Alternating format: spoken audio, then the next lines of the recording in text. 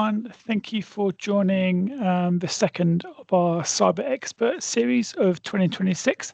We're just going to give everyone a couple of minutes to join for some latecomers, but thank you for everyone who's here nice and promptly. Some kind of quick housekeeping stuff whilst we're waiting for the others to join. It's got 3 sections today. We've got lots to cover. If you have any questions, and please feel free to ask as many as you like, please add them in the chat, and we'll try and cover them off in at the end of each of these sections. Any that are remaining we'll follow up on later. So just say thanks everyone for joining. Please give us another kind of minute or so to wait for some latecomers, and then we'll kick off proceedings.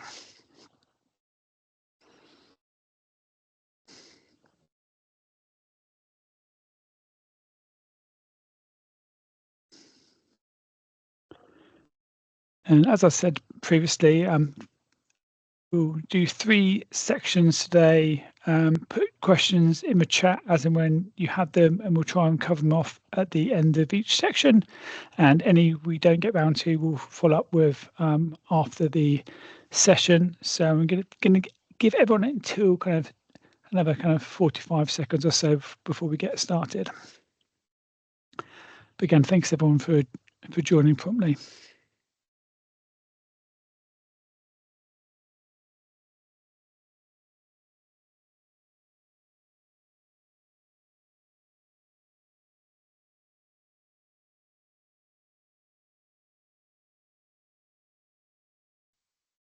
Right, I think we can probably safe to crack on, and we're recording this so we can share the transcript and the recording later. So without any further ado, thank you for joining us today.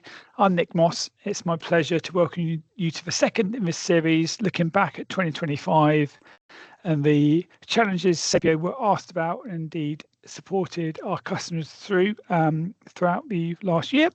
To assist with this, I'm pleased to say we're joined today by a number of my colleagues from the Saepio Solutions team, and also representatives from Drata, Sophos, and Zero Networks to dive into not only what the challenges were, but some of the ways we've collaborated and solved those problems and helped our customers meet their own objectives. So I'm also pleased to go first. So as I said, I'm Nick Moss. I'm a senior solutions architect here at Saepio. 8 years at Saepio, 22 years in cyber, and I'm a Pisces. I'm joined today by Joe Walker from Drata. I'll let him introduce himself shortly. So going into the challenge when it comes to compliance, and there's a lot of talk about compliance, and rightly so, but it's also quite difficult to achieve it. But I think the important thing from a Saepio, we're all about compliance is seen as a burden, but I think it should be seen as an opportunity to demonstrate you're doing the right thing, the things your board want to see, your customers want to see, and also your third parties want to see. So how do you go about doing it? I mean, for example, Saepio really recommend baselining yourself against a best practice or compliance standards so you can measure progress. And so how do you do that? And also how do you articulate that good practice you're showing to your customers, to your board, third party suppliers, right? It's difficult. So what we saw in 2025, and it's a bit of a cycle, like the more breaches there were and the more digital transformation we are undertaking, the more kind of compliance standards people are going to ask to see to try and mitigate the risk of further breaches. Like everyone wants to have some assurances the people they work with aren't going to be ones who undo their good work. So that's why a lot of these standards are created, because governments and regulatory bodies want to kind of dictate kind of what good looks like, and then how do you then demonstrate you're doing that good stuff, because that's what ultimately your customers and your supply chain are going to start asking, and that's only going to get more and more onerous throughout the coming years. And that's definitely the direction of travel. And what we saw specifically in 2025 with things like NIS2 and DORA is it's not the only the critical national infrastructure type organizations who now need to kind of work within these boundaries and guidelines and frameworks, it's more and more kind of mid-sized companies across Europe, across the UK, across the world, who have to kind of demonstrate and show they're being compliant and working with good practice, right? So back to my previous point, breaches, unfortunately, are probably going to continue to rise. The demand for adherence with best practice is also going to rise. So it's going to become even greater problem than it is currently. So what's that mean for you guys on the calls right now? Kind of, let's get ready for juggling act, I guess. Like, this is the crux of the problem. Firstly, understanding who from your organization is even tasked to be responsible for this. Like, it's probably a job that no one wants to put their hand up for, but someone's going to have to do it. And then once they are identified, how are they actually going to manage it? Like, that's the real problem. So can one expert handle one framework if they've done it before? Yeah, probably they can, but like 2, 3 more, like multiple audit points, multiple auditors, multiple bits of information, it's becoming a kind of a full-time job, even more than a full-time job. It's a full-time job plus some tooling. That's where the need for automation comes in. That's where the need for help comes in, and that's where indeed my colleague Joe from Drata comes in. So Joe, you don't have to reveal your star sign, but do you want to do a quick bit of an intro to yourself and also tell the good people about kind of how Drata can help these areas? Yeah, sure. Thanks, Nick. Shall I share my screen? Yes, please. I'm a Sagittarius, by the way. I can tell. Can everyone see my screen okay? Yep. All good? Yeah, thanks so much for that, Nick. Yeah, and I'm Joe. I'm a Sagittarius. I'm also a solutions engineer here at Drata. So I've been a solutions engineer here for about coming up to 7 months now. Before that, I was at Okta in the identity and access management space for about 5 years. So in the identity world, and now I'm in the GRC world. But I just wanted to give a quick introduction to Drata, and then maybe some of the platform as well. So we see ourselves as the trust layer between great companies. So we've evolved from a compliance automation platform, and the direction of travel is to be a full AI native trust management platform.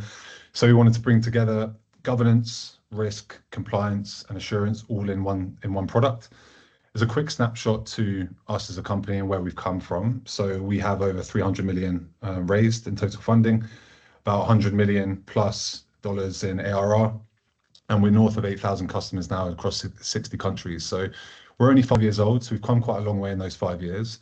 So the future is looking pretty bright for us. And I think if you look at some of the customers we have, including Twilio, GitLab, OpenAI, CrowdStrike, you know, these are sophisticated security conscious companies that want enterprise grade solutions, and that's the direction of travel for our product. But the reason I mention these logos is because we have thousands of conversations with companies of all sizes around the world, especially in EMEA. You know, so you see these big logos, but the challenges they're dealing with is the same for 1-2 man bands as well. So the challenges are the same across industry, across company size, and I wanted to go into some of those challenges. So the trust gap now is a business risk, as Nick kind of alluded to, and there's a growing gap between what, you know, customers, partners, regulators all are expecting from you. And so traditional approaches aren't necessarily delivering now, and there's kind of 3 driving forces around these that we see. So the first being increase in regulations. So regulations really are exploding now, as Nick kind of alluded to, and we see this in line with this report, 163% of surge in US tech regulations alone. That's not even thinking about the EU and how many different regional EU frameworks there are, you know, things like DORA, things like NIST, GDPR, the EU AI Act that's coming down the pipe this year as well. So these regulations are increasing, they're not slowing down. And now with AI regulations, it's only going to get worse and worse. The second, we see the cost of breaches rising. So the cost of getting this wrong is massive now. In line with this IBM report, we saw that there's global average of the cost of a data breach being $4.4 million now. So that's just direct cost. That's not even counting, you know, lost customers because of these breaches, damaged reputation or fines from regulatory bodies. But then also the stakes are getting higher now with AI. So 59% of companies we see accelerating their AI rollout. So this means new risks, new data processing landscapes, new compliance requirements to manage. But the core problem still exists from the conversations we're having with a lot of these companies is their GRC process is still siloed, it's still manual or reactive, or their risk visibility is still fragmented across their teams or systems, or they've got a compliance badge, proving this badge is proving difficult or manual or inconsistent. So the old approaches aren't necessarily working. And that's kind of where Drata comes in and addresses these problems. So we see these kind of three core things come up from these conversations, and we see ourselves positioning in these perspectives. So the first being what I mentioned, GRC being siloed, manual, or reactive, and our solution would be continuous compliance, right? So connecting to as many things as we can, automating as much of that evidence generation as we can, and continuously monitoring against your controls. So save you having to do a lot of this manually. What can we plug into and what can we automate? That's the first port of call to speed up a lot of these sort of more laborious, time-consuming tasks. The second would be risk visibility across your systems or teams. Our solution will be integrated risk management. So having a single view of your internal and third-party risks, risk scoring, having drift detection on these. So if anything were to change from your risk posture, you can action that as a point solution as well. And then actually proving trust after you've obtained compliance, right? So accelerating this trust. So where can we use AI to respond to questionnaires, for example? Can we have a trust center that publicly exposes a lot of these documents to save a lot of these back and forth questions that I'm sure a lot of you are familiar with? Where can we speed up a lot of that proving the trust piece as well? So in relation to our platform, we see these sort of four solution areas. So the first in the top left being automated governance. So that's assigning ownership across everywhere. That's enforcing deadlines, streamlining your tasks to increase your accountability, scale your governance where you can. So you can see this example here, this AI usage and data ethics policy. So this is a policy we provide out of the box, but it's just an example of things we can track, tracking the status of it, the creation date, the approval dates, having everything in Drata, versioned and auditable in line with your governance. On the top right-hand side here, integrating your risk management. So seeing your internal and vendor risks in one place, prioritizing these, actioning them. You can see here we have 24 total risks and 5 risks assessed, for example. We can change your thresholds and your risk posture. So we can give you immediate visibility on where you need to focus on your risk program as well.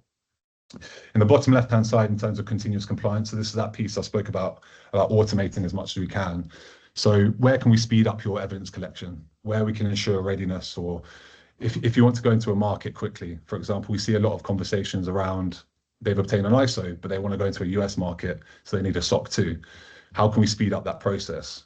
If you've got an ISO on our platform, we'll show you your readiness of them. We'll show you how many requirements you've achieved or controls you've achieved. But then we'll show you how that relates to SOC 2 because we map everything in the back end. So you can open a framework in Drata, see exactly where you stand with it and how that relates to another framework. So there's no guessing if you're kind of how much you need to do to obtain a SOC 2, for example. There's no guessing if you're audit ready. On the bottom right, you'll see accelerated assurance as well. So this is proving your assurances. So having an up-to-date SOC 2 report, having a pen test on the platform and your trust center, showing a customer or partner when they're asking for proof, you're showing them real-time compliance statuses, not just a sort of an old example from 6-7 months ago. It's all point in time. And how that relates to how we've built out the actual architecture is you can see on the left-hand side here, this is the 300 integrations that will be your actual tech stack. So this is what we're actually connecting into. So your cloud providers, your AWSs, your Azures, your GCPs or your IDPs like Okta, Office 365, Google Workspace, code repos, collaboration tools. So this is where we're actually going to make API calls to those systems, receive payloads back, and automate evidence off the back of the results of those tests. So that's saving you going into those systems every single day. We're doing that for you in the back end to save a lot of that time. In the middle, you see our control framework. So this is kind of the brains of the operation, if you like. So this is where we have 700 plus predefined cross-mapped controls in the library. So frameworks that make use of these controls, we can map these against frameworks. If there's some controls that you have more bespoke to your company, you can build out custom controls as well. And the combination of these two is that sort of automated evidence collection. We're continuously monitoring and making sure everything's in place, raising an issue when we see it as well. On the right-hand side, you'll see internal and external. So on the internal side, you'll see governance. So plugging into your vulnerability scanning tools, showing your vulnerabilities, having user access reviews as well. So highlighting who has access to systems that they shouldn't necessarily have access to, so, raising those. We have 26 out-of-the-box frameworks. So usually you're covered, but if you have a framework that we don't cover, we allow you to have custom frameworks as well. Bring in your templates and build out custom frameworks from that perspective, and then map the controls after the fact. Risk management, both internal and external, which I touched on, and then also our policy center. So we have out-the-box policies that you can make use of, or we can plug into your Confluence or Notion as well. We can migrate your policies over. So there's quite a few options there in how you want to manage policies on Drata. And then the external track as well. So we have a pretty substantial audit hub. So that means inviting an auditor into the platform once a framework is 100% ready, getting an auditor into the platform to run the audit there online within the platform. Saves them coming to your office, spending a week, saves this back and forth offline. So everything in the audit hub is audited as well. And then the trust center as well. So publicly exposing this, having documents that you don't mind anyone coming from the internet coming and seeing, or maybe wrapping some of these in NDAs. Also having AI to answer some of these more repeated questionnaires as well from customers or vendors. So you'll see at the bottom, it's a unified GRC tool. It's end-to-end connected. We want to get as much as we can automated and make sure as much is audit ready. When it's not audit ready, we'll show you and we'll get that streamlined as well. I'm conscious of time, but I wanted to show some of the platform as well, if we have a second. Yes, Joe, we've got about 3 minutes, mate. So just do the yeah, I'll do as high level highlights, as I can. mate. Thank you. So this is actually our new UI. This is coming to production this month. So if some of you are familiar with Drata, it might look slightly different. But from a platform perspective, we show you your readiness overview on your frameworks. So anything you're currently working on, we'll show you your percentage of readiness on your controls. We'll show you some policy information, some vendor information, and some personnel compliance as well. So that's us integrating with your identity provider or your HR platform to show personnel compliance, being how people acknowledge their policies. Is their device compliant? Have they done security awareness training? There's all sorts of signals we're picking up there. And then we're showing you test results as well from your integrations, whether that be infrastructure integrations, version control, whatever that is. But I also wanted to show how our frameworks are mapped in the back end. So these are the frameworks that are part of the tenant that you can be working on. But also we show frameworks that I mentioned earlier in line with SOC 2 that you'll be working on indirectly. So we're going to show you your readiness of frameworks that are part of Drata, but aren't necessarily what we're working on now. And that's our cross-mapping working in the background. So we're not duplicating efforts there. We're doing one piece of work, one control, and that's ticking the box for other frameworks as well. And that's through a combination of evidence mapping and then automating a lot of that evidence coming from your systems as well. I wanted to show an integration step there with AWS, but I'm conscious of time. So I'll be happy to have a conversation with anyone if there was questions off the back of that. But thanks everyone for their time. Thanks, Joe. That was great. So we haven't had any questions in the chat. Does anyone have anything specific about Drata compliance automation? I mean, the main thing I hope people took from that, apart from that Joe was a Sagittarius, was that just the time you can save by automation. You're taking things that can take months and months and months to like weeks. So thousands of man hours saved, thousands of pounds of time spent, and also just having that kind of continuous view, because it's not compliance isn't something you achieve once and then you get the certificate and then you kind of frame it and forget about it. You need to be showing that kind of day in, day out, week in, week out, year in, year out. The standards change and how you stay on top of them, and that's where the power of a platform like Drata comes in. So thank you very much, Joe, for that. So handing over next to my colleague Tori and to John Hope from Sopos. So Tori, over to you. Thanks, Nick, and thanks, Joe, as well. That was really insightful. So I'm Tori. I'm one of the solutions architects here at Saepio, and I'll have the pleasure of introducing John in a short moment, who's one of Sophos's senior technology evangelists. But I'm here today to talk about the importance of ensuring that response times are taken seriously and actions are being taken quickly to ensure that business continuity exists and people are able to get back to business as usual as quickly as possible.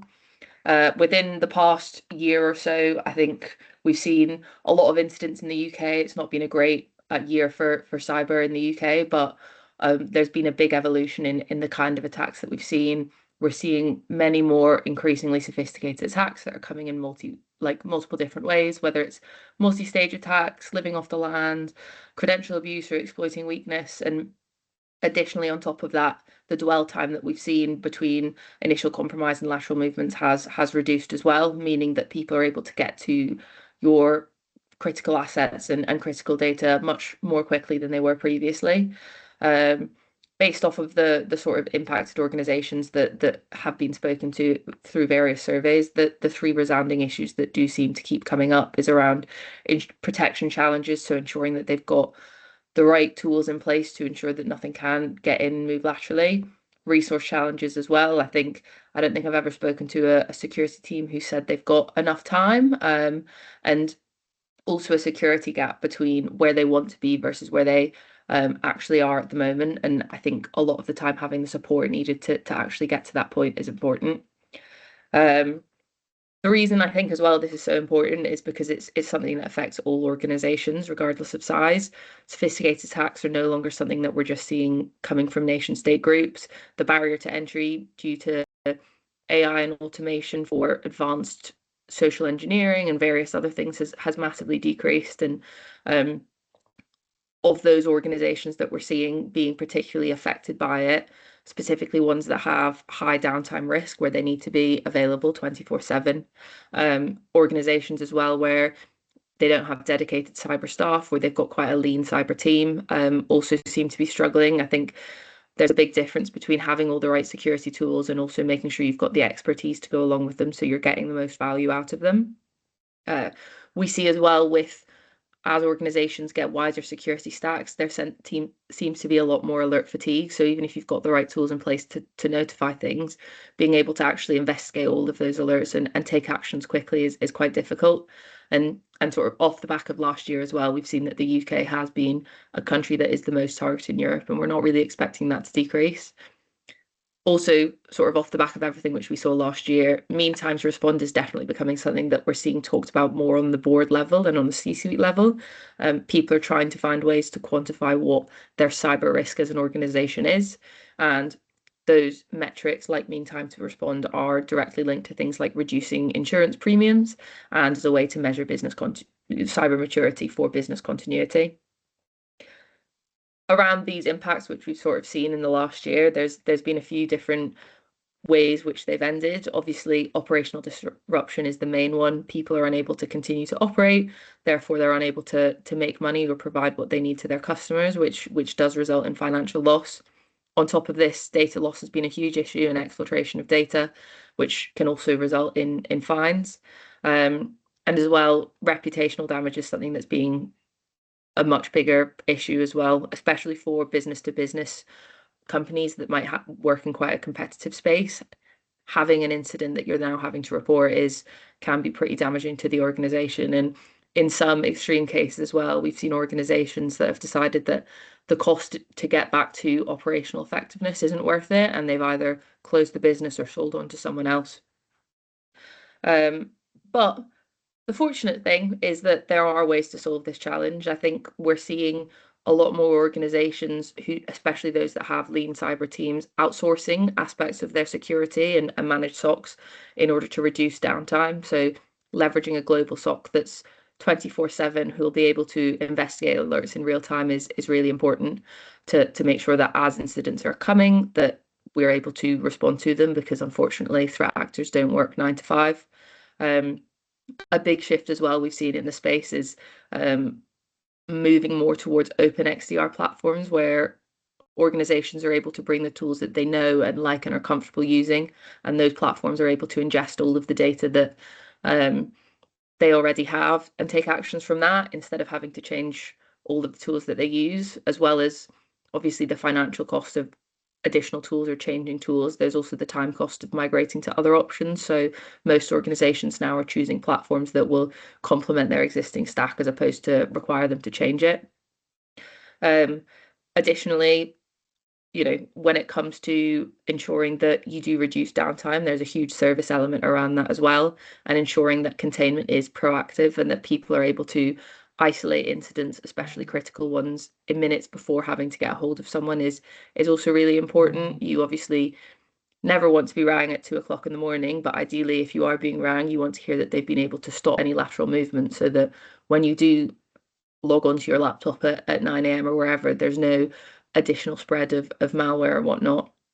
And on top of that, I think what we've seen within Saepio is a big difference between outsourced SOCs that are more reactive versus outsourced SOCs that are proactive. Ideally, you don't just want a team who's going to respond to alerts when you see them. You want them to be an extension of your existing team and be able to provide you advice on how to improve your security posture, how to reduce alerts and false positives, and in the event where an incident does happen, you've got the additional support of people who understand the intricacies of your organization without you having to get them up to speed in a time that's already quite stressful. But I'm going to pass on to John over from Sophos, who can talk a bit more around how Sophos exactly helps with that. So I'll pass on to him now. Fabulous. Thank you, Tori. I think you did a great job of laying out the threat landscape there, but I can't help myself. It's just in my nature to talk about the threat landscape. So I'm going to put my slant on there as well. Just a quick introduction. Seems to be the theme now, so I had to Google it, but it turns out I'm an Aries, so someone's going to have to drop in the chat and tell me a bit more about what that means about my personality. What I can tell you is I joined Sophos back in 2011. I've done a host of different jobs during my time here at Sophos. That length of service is an eternity in the world of cyber. But I'm glad to say I've done lots of different things. I spend most of my time now hanging out with marketing because, as you'll see in a second, I'm a bit of a stats nerd, and marketing get me lots of access to heaps of interesting research. I noticed quite a few of those stats that Tori mentioned there so eloquently were taken from our state of ransomware report. So whilst you should never, ever, ever scan a QR code, I think because it's in close proximity to a Sophos logo, I think you're okay to zap that. That will take you through to our report where that was lifted from. Basically, we interviewed 5,000 network administrators, IT managers, people very much like yourselves on how they experience the world of cyber. Some of the things that people consistently want to find out is why organizations fall victim. And what you see here is a real spread that talks an awful lot about people problems. So whilst on the face of exploited vulnerabilities and not patching properly sounds like it's a technology problem, it's actually the first of a whole bunch of people challenges. There isn't enough time in the day to patch and do all the other things that IT managers are expected to do, not least because of console sprawl and all these different interfaces that people have to look at. And then there's a whole bunch of other human challenges around these attacks. Particularly, we're seeing things like compromised credentials, we're seeing a lot of phishing, all of which relate to humans and their fallibility when it comes to being duped and socially engineered. And one of the things that cybercriminals do very, very effectively is they social engineer. So it's very important to train users to make sure their knowledge is up to date and that they don't fall for it in inverted commas. What we also see is, again, echoing when we look at organizational challenges, we often see, again, this lack of resource capabilities. We see protection challenges. That's really interesting. So one of the things that we've observed quite a lot in the State of Ransomware report is organizations that have invested in cybersecurity, but maybe not bought the best products. Tori and I were talking as we were putting the slides together just about the fact that so many customers and end users, they have cybersecurity solutions, but actually when it comes down to it, they can't cut the mustard when it comes to reality. So after this event, have a little look online and go and search for things like remote ransomware as really good indicators of modern cybercrime techniques that typically evade security protection measures. The ultimate takeaway from the State of Ransomware report that Tori's really, again, very well illustrated is the fact that technology on its own simply isn't enough. Going out and buying a bunch of solutions in 2026 on their own and expecting them to keep you secure is really simply unrealistic. And it's because the vast majority of successfully executed ransomware is actually delivered by a bunch of human operatives. So whilst the media would have you believe that cyber criminals all like this, they're always portrayed as teenagers wearing hoodies, hanging out in mom and pop's basement. It's generally dimly lit like this, but I don't really know why that's the case. The reality is actually that the vast majority of cybercrime is delivered by one of a very small and elite number of cybercrime gangs. And if you want to know more, if you have a look at the findings from our counter threat unit, then I think those people have the coolest job in the world because they get to infiltrate cybercrime gangs and find out more about their mechanisms and the tools and techniques that they use. And what we've certainly learned over the years is that there is a lot of humans at play. And you might be thinking, well, why is that important? And it's important because that has distinctly shifted the threat landscape. So whilst in the past it would have been absolutely sustainable to buy tech and expect it to work, humans are blessed with the ability to problem solve, to share information, to try different things, and they're notoriously unpredictable. So blocking human level attacks is very, very difficult. In relative terms, blocking viruses that are attachments are easy, right? Because code is inherently predictable. It behaves the same way every time you execute it. But humans, on the other hand, can try all sorts of different things. And what it means ultimately is that, as I've already mentioned, going out there and buying technology on its own and expecting it to keep you secure isn't really enough. Now, the industry has suggested that going out and buying things like threat hunting tools are great. So EDR and XDR have been very, very popular tools. The problem with those things are that they are just tools. And going to purchase those tools and expecting to become an instant threat hunter is pretty unrealistic. In the same way that if I went out and bought a set of boxing gloves, it wouldn't necessarily equip me to be a fighter. Threat hunting is hard, and having those tools and not having the ability to use them is very, very dangerous territory, because you get the impression that you might be okay, but actually, again, when you come to it in reality, it's very, very difficult. So this is where our managed detection and response service really comes into play. So what our MDR team do very, very effectively is they monitor telemetry, and they monitor telemetry from a really wide selection of sources. It's great to see in the previous presentation this spirit of open architecture, and it's one that Sophos has right at its core. So of course our MDR service will ingest telemetry from our own products. So if you already have our endpoint, our firewall, or a bunch of our other products, they will all send telemetry into our MDR service. But of course, the reality is that you may well have gone out and bought cybersecurity solutions from other places, and that's fine. You may also be interested in taking telemetry from a bunch of other sources, some of which are not necessarily cybersecurity related. The idea of the open architecture is essentially that you unlock the best from your investments in cyber. Because the reality is, if you've gone out and bought a firewall from one of these leading vendors, for example, or if you've got an endpoint from a different vendor, but you're not monitoring the logs, you're not really getting the best out of that product.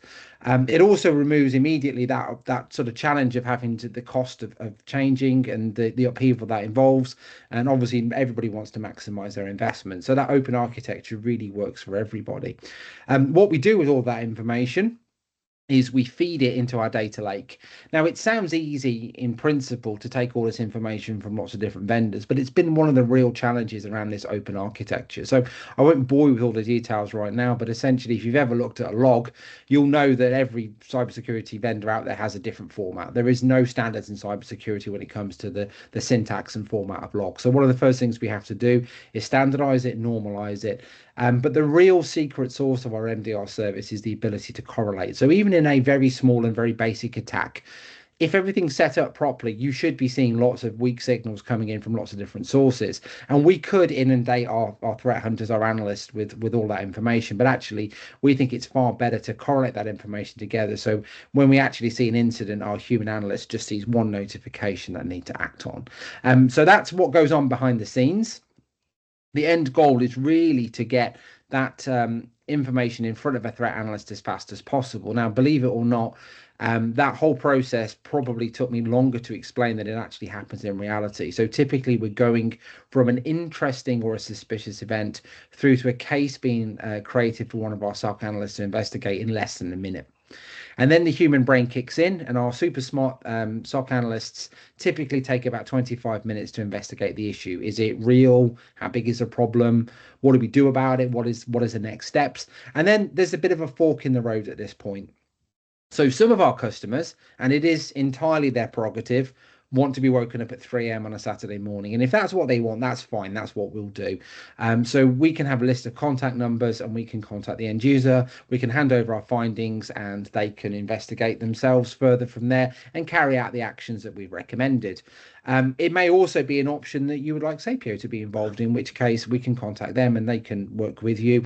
Or the final option is that we can remediate on your behalf. And this is one of those things that Tori emphasized, which is really important, because it's all very well and good telling you that you've got a problem, but if you don't have the ability to respond in a timely fashion, or indeed at all, then it's not much of a service, really.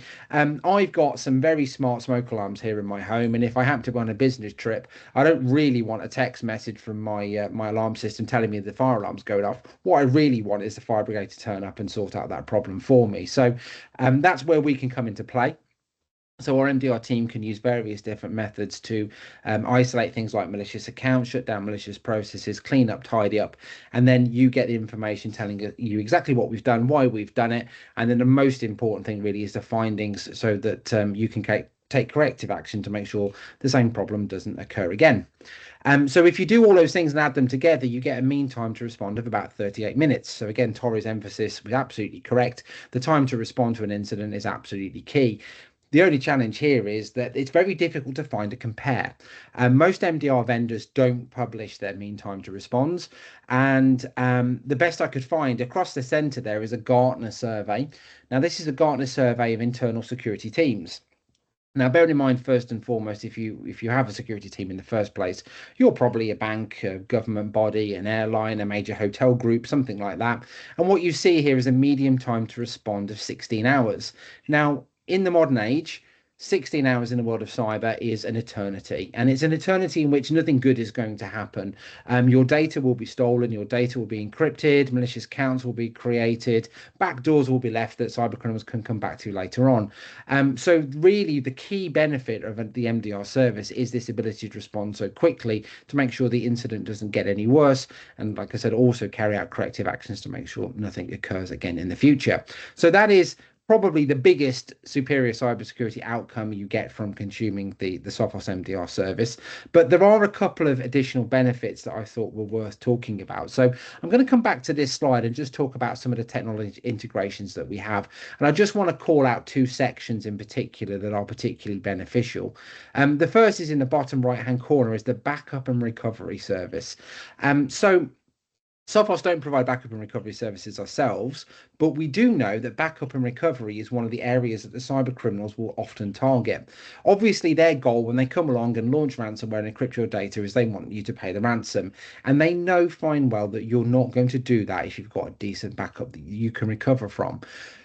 So in many cases, the very first focus of an attack, once the cyber criminals have got in and they've moved laterally and become your administrator, then they will target your backups.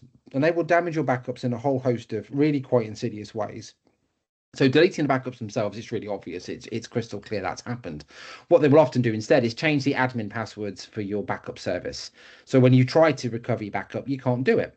Or they'll change the scope of your backup. So we recently had an incident that we were called very late in the day to a non-Sophos customer with an incident, and unfortunately their backup was full of pictures of kittens. So the cyber criminals, what they'd done is they changed the scope of the backup, and now all of a sudden, instead of terabytes worth of CRM data, instead they've got a bunch of kittens, which is no use whatsoever. So those are some of the clever ways that they can damage your backup. So we like the backup integration because it is typically one of the first things that we see.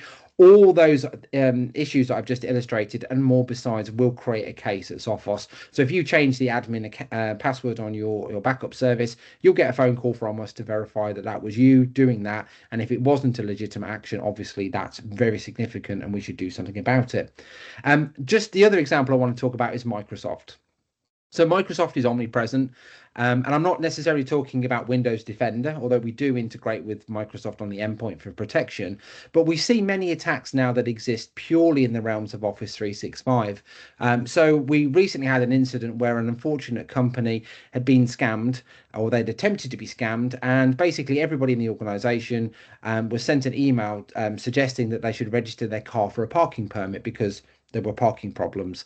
It seems very legitimate. All the users were sent a link to a Microsoft form, and what was happening in the background was that the cyber criminals were scraping the data, not so much car number plates and details of that nature, but actually the Microsoft credentials themselves. And the attack was really simple from there on in, because all the cyber criminals did is worked out who was in accounts payable, and they used their Office 365 environment to redirect all the emails that contain words like invoice and order, and then they would simply change the bank details. Now, if you think about a non-MDR world, how on earth would you find out that attack had taken place? Your endpoint isn't going to tell you that. Your firewall isn't going to tell you that. This is purely a compromise of business processes. You're probably going to find out 28 days later when you have a bunch of really upset suppliers calling you up demanding payment. And then obviously then at that point, the whole thing unravels. However, because we monitor Office 365 and we look at interesting redirect rules, That organization got a phone call saying, like, are you sure you want these emails to go somewhere else externally? This doesn't look right. And we carried out action to recognize that and thwarted that business email compromise. So these integrations, not only do they work with the environments that you've got, but they propel us into different areas and get us to see types of attacks that we wouldn't traditionally see. And then finally, just as an extra hidden benefit as well, just before I hand over to the next presenter, Sophos is the world's largest provider of MDR services in the world. So we have an excess of 35,500 organizations consuming our service. And I'm not telling you that to be arrogant. My point here is that we see attacks all over the globe, and it allows us to collate lots of really interesting telemetry. And what we do very actively, which is a very unique benefit to Sophos, is every time we close an investigation, all the findings, we try to push those down to the technology level. So in other words, if we investigated a phishing attack in deepest, darkest Peru right now, then we would have things like all of the source email addresses or the web links it was trying to get you to click on, all of which are passed over to Sophos Labs. And in about 45 minutes, your email products, your endpoint products are actually upgraded with rules to detect those. So we never have to investigate the issue more than once. What it boils down to is like a giant cybersecurity club that everybody benefits from. Like I said, an incident on one side of the world means that everybody on all corners of the globe are protected within about 45 minutes typically. So that's the other real kind of hidden benefit of this service. So I'm just going to wrap up very quickly and say that the key takeaway from our session is that cybercrime is changing and that buying tech on its own is unrealistic. You need humans to be able to detect these attacks when you're fighting a human. If you can do threat hunting 24 hours a day, 7 days a week and commit to having eyes on glass for that period of time, then go and buy tools. We have a great XDR product in Taegis, knock yourself out. But realistically, if you can't put eyes on glass 24 hours a day, 7 days a week, 365 days a year, you're probably better off looking at cybersecurity as a service. And that is us done. Cool. Thank you, John. Thank you, Tori. As before, questions in the chat and we'll answer them as we go. Inigo, Albert from Zero, over to you, please, to bring us home. Thank you. Perfect. Thanks, Nick. And yeah, thanks, John. That was really, really interesting to hear about the kind of developments there. I'm actually going to talk about a kind of really exciting new offering, new solution to probably one of the oldest problems in cybersecurity. So lateral movement across networks. You know, sometimes we talk about new emerging threats. In this case, I'm talking about something that has been around since the first routers and switches were connected.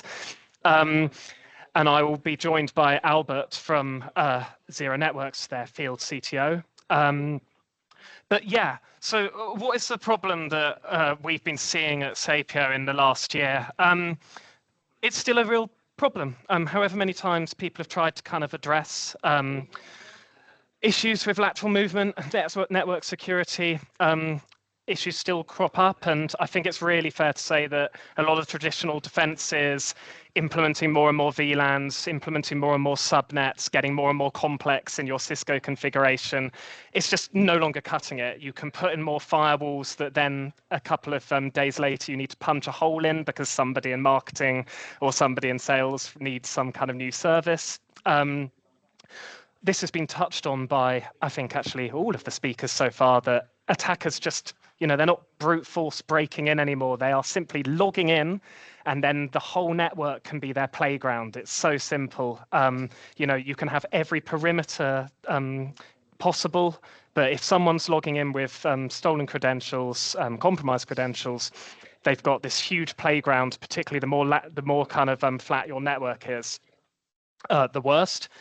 And in the past, trying to address this with network segmentation, even attempts at micro segmentation, these projects we've seen at Saepio, we've seen that these projects can kind of really drag on and on and on, often for months, even years. I think it's fair to say we've even come across times when it's really overtaken some CISOs or IT directors' tenure at the company.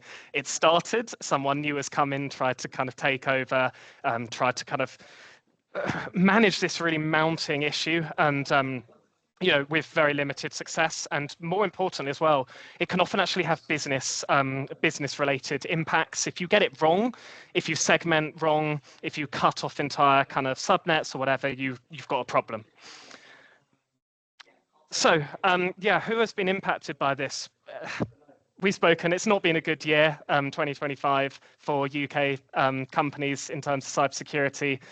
John spoke about these kind of advanced hacker groups, often kind of breaking in and then lurking, sitting there doing very little, experimenting, probing to see where they can move from one compromised device to the next across the network, using kind of the very tools that we rely on every day to run networks, everything from LDAP to RPC to RDP. If you're not containing that within the first device, you've got a real problem. We're seeing a kind of real need from our customers in any regulated industry, such as law firms, financial firms, and obviously more and more critical national infrastructure, particularly if there's industrial, slightly older legacy systems that really do need better segregation, everything from manufacturing CAD computers through to kind of full networks operating port systems. And also, it's becoming more of an identity issue. So while this is a really traditional, long-standing problem, we're seeing far more non-human identities. We're seeing far more kind of remote users being given VPN access into the network. Controlling all of this is becoming just more and more of a challenge for companies. Yeah, what's the impact of this? Well, as some of the big incidents last year showed, flat or poorly segregated networks are just really easy for these sophisticated attackers to infiltrate. They'll often kind of build up their resources, get the lay of the land, and then be able to exploit one by one, moving from one compromised machine, compromising another, moving through the network. I've spoken already, you can make really costly mistakes if you implement something badly on network segregation. There's often not that much appetite to kind of interfere too much with something that's working. And also privileged access. This is more and more of an issue when you've got more and more people with various forms of privileged accounts, trying to gain access to servers, both on-premise and in the cloud. And also, obviously, we spoke about under-resourced teams. We've got far more contractors gaining access to critical parts of your network. And if that's managed badly, you've suddenly given people keys to whole parts of your infrastructure really rapidly. So a huge impact there as well. So what's the way of solving this challenge? Well, at Saepio, we've kind of been, trying to look for solutions to this for a while, and we've come across and have been working really successfully on several major projects now with Zero Networks, who take a completely different approach to the traditional ways of trying to enforce segmentation on the network, far more focused on learning autonomously rather than lists of rules all over the place that are hard to configure and keep track of. And also cover a lot of our clients' needs and kind of for privileged access management and all of these non-human identities, that kind of thing. And I won't spoil too much. I'll hand over to Albert now. Cool. Thank you, Inigo. Let me share my screen. Cool. My name is Albert Estevez. I've been working 25 years in the cybersecurity industry, and I've been in Zero Networks for the last year and a half, more or less. And previous to that, I spent like 14 years at Palo Alto Networks, so leading the creation of a migration tool or expedition. And then I was part of the Drata team as an advanced product manager for the post-quantum cryptography, passwordless, and the microsegmentation. So that is when I learned about Zero Networks. I saw the technology, I saw that was really disruptive, and I decided, to join the revolution. So we born as a company to answer something. So to answer the day that you will be breached, because that day will arrive. Is your network ready to contain automatically the breach or not? Because what we've seen for many years is everybody's trying, to focus in prevention, which is great. So we need to prevent, but we put all of our efforts and we cross our fingers that we always will prevent an attack, right?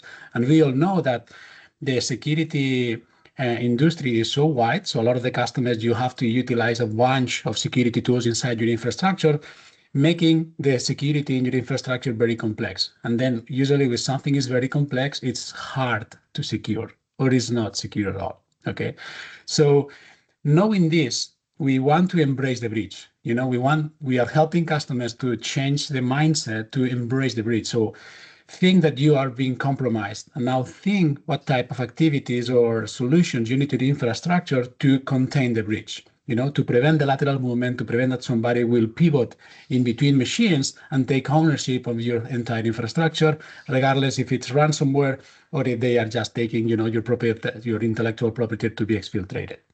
So we've seen over the past of the years that other companies, they try to solve this through micro-segmentation. So everybody is telling now that the only way to prevent this type of attacks, and if you are a bit aware of what is the landscape on cybersecurity, the majority of the attacks, they are successful not just because they can log in, to break inside the network. It's because the networks are too open, right? And the identities, they are overprivileged. So it's really easy for somebody that gets their foot inside your network to then start, seeing what else is in this VLAN, in this network. Can I move from this machine to another? And usually that is allowed, and that's happened, and this is how the bad actors and the ransomware, they spread like crazy inside networks. So the mission for Zero Networks is how we can make this really, really difficult or mostly impossible, okay?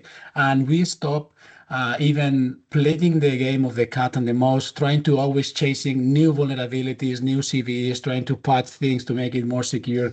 So how we can change the mindset and the script on the cybersecurity. That's why we Zero Networks, as a third generation of micro-segmentation solutions, we learn from all the problems and issues that other solutions they had in the past, okay? And we try to make it really, really smooth for customers to be or see micro-segmentation is something that you can achieve in no time, which is really amazing. So how we do this? So Zero Network, the only thing that we need is that the customers deploys a virtual machine. This virtual machine will be our hands. Okay, we can work with cloud environments, on-prem environments, hybrid environments. It doesn't matter.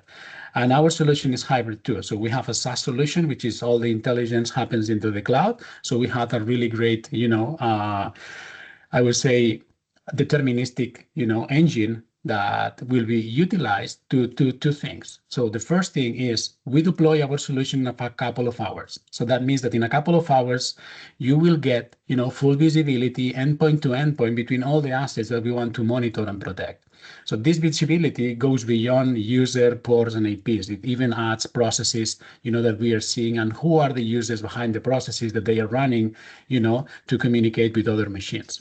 So again, our mission in life is not protect you from going to internet and get infected. Our mission in life is to prevent the lateral movement inside your infrastructure east to west, okay?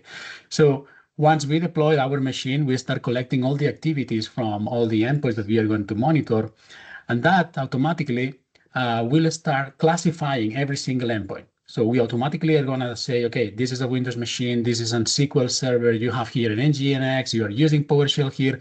All this information is classified, is translated into tags. And then with these tags and the collection of the activities generated on each endpoint, we will start, learning the behaviors in your infrastructure and who communicates with who, what ports are being used, all this information will be translated automatically in security policies that they will be then enforced and deployed after 30, 60, or 90 days, depending on the complexity of the environment, by utilizing something that you have already deployed your infrastructure, which is the native operating system firewall. So that means that for Windows machines, we are going to reuse and orchestrate like ever did it before, the Windows firewall, the WPF, so WFP. For Linux machine, we will orchestrate through NFT tables or the legacy IP tables, for example. In Macs, we can orchestrate the firewall D. We can even orchestrate switches, for all those IoT devices that you have. They don't have any firewall, we cannot control them, but we can prevent the lateral movement or control who has access to those IoT devices by learning from the switches, from the NetFlow and the IPFix, and then automatically generating security policies that we can push in a way of ACLs, which is very amazing. So that means that thanks to this solution, you can holistically manage the entire infrastructure to protect end-to-end, all the security communications. This is by itself, this is a revolutionary. But What I'm going to tell you now is going to blow your mind. At least it did it for me when I first hear about it. Okay, so while we are doing all this reconnaissance in all your assets, we will identify all the listening ports, everything is open. So what is your attack surface, right? Some of those ports, we call it privileged ports. There is an statistic that says that 95% of the attacks has been successfully by exploiting only the 1% of the open ports that you have in your infrastructure. Those ports usually are the privileged ports. Privileged ports are like Secure Shell, RDP, or Ransomware Deployment Protocol, like we like to joke about it, right? WinRM, Samba. Those are the type of protocols that you will find in any network, okay? And those are the type of protocols that your administrators, they need to operate those machines. That is what exists, this conflict. So the bad guys, they know that they will find this port open in your infrastructure, so they will try to abuse of those ports because they have vulnerabilities, and then it's easy for them to pivot from one machine to the other, okay? So now picture this. Imagine that we can block the access to all the privileged ports today now without having to deploy anything in your infrastructure. So the only users that will be affected by this are your administrators, of course, because usually these ports are the ones that they utilize. But right now we are just closing by sending security policies on each server saying, okay, the access to the RDP, for instance, is denied, okay? But now imagine that we have a patented solution that dynamically we can detect who is the user that is trying to connect to communicate with your machine through these specific ports, whatever the port it is. In this case, let's call it RDP. And now I will check the communication. I will drop the first packet because the port is open. And how many vulnerabilities have a port, a closed port? 0, right? But now you're trying to communicate, that port is closed. The communication will fail, but we are gonna get in real time that intent. We will compare against an MFA policy in our solution. And if your user is part of the MFA, then we will send you an MFA to your phone. So we will ask you for a multi-factor authentication. It's not just username and password. So we are making username and password just user in your infrastructure. You need to prove your identity with something else, like so your fingerprint, your Face ID, a YubiKey, a cryptographic card, whatever it's configured in your IDP. And after you prove your identity, then in real time, we will automatically and dynamically open that port only for you for a specific period of time. So now, if you can see what I saw when I first realized about this is amazing, because that means now that you can close all these privileged ports. So all this lateral movement that happens through the privileged access is right now closed by default 24/7. Okay, and at the moment that your administrator needs to log in through RDP or SSH or whatever the port you want to protect, you prove your identity, and after you prove your identity, automatically you will get temporary access to that machine. Okay, so this is for me is a really mind-boggling thing. And there is something else. So we can apply as well for identity. So since we are integrated with your Active Directory, we are already knowing who are your identities. So we can automatically identify who are the service accounts, learn the service accounts behavior, and after 30 days, we can just lock down those service accounts to do only the logon types that we identified over the period of time, and make it possible for those service accounts to do any RDP or interactive sessions. And at the same time, we can help you to configure least privilege. That's something that everybody talks, but it's really hard to achieve. In our solution, what we are going to configure is to say, all of our administrators, they cannot log on through RDP or interactive session to any of our servers. And this specific group of administrators, if they want to log on RDP or interactive sessions, they first need to do an MFA to prove their identity.